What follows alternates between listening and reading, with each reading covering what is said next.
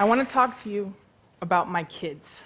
Now, I know everyone thinks that their kid is the most fantastic, the most beautiful kid that ever lived, but mine really are.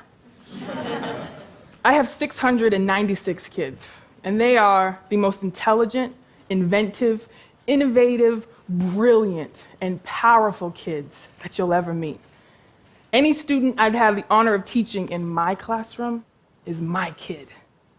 However, because their real parents aren't rich, and I argue because they are mostly of color, they will seldom get to see in themselves the awesomeness that I see in them.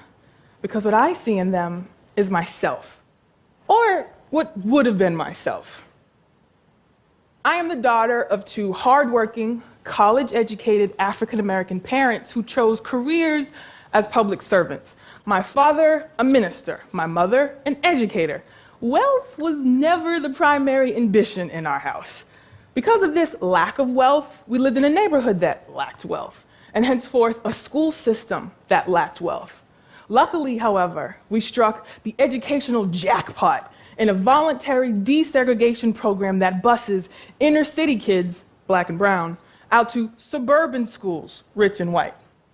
At 5 years old, I had to take an hour-long bus ride to a faraway place to get a better education. At 5 years old, I thought everyone had a life just like mine. I thought everyone went to school and were the only ones using the brown crayons to color in their family portraits, while everyone else were using the peach-colored ones. At 5 years old, I thought everyone was just like me.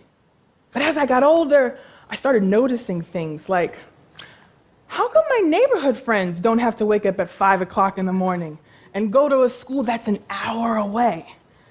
How come I'm learning to play the violin while my neighborhood friends don't even have a music class? Why were my neighborhood friends learning and reading material that I had done 2 to 3 years prior?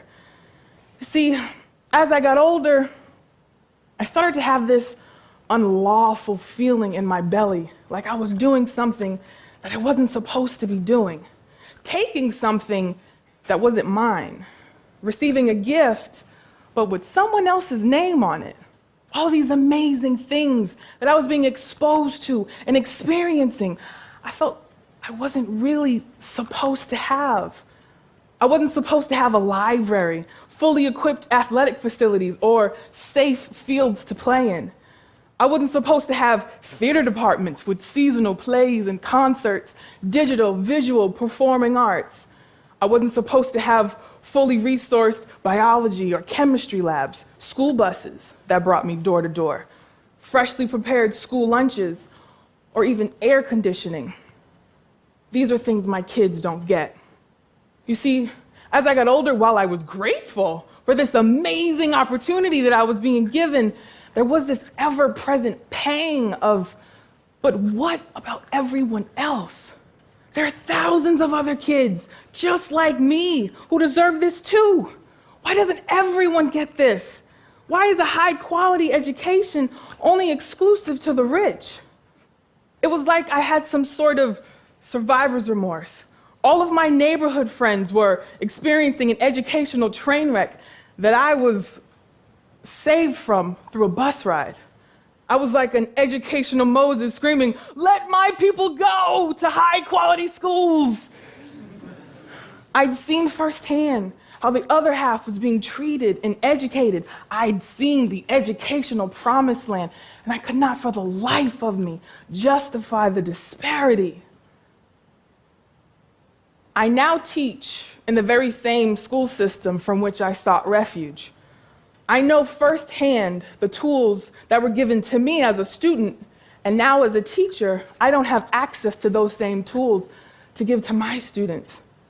There have been countless nights when I've cried in frustration, anger, and sorrow because I can't teach my kids the way that I was taught, because I don't have access to the same resources or tools that were used to teach me. My kids deserve so much better.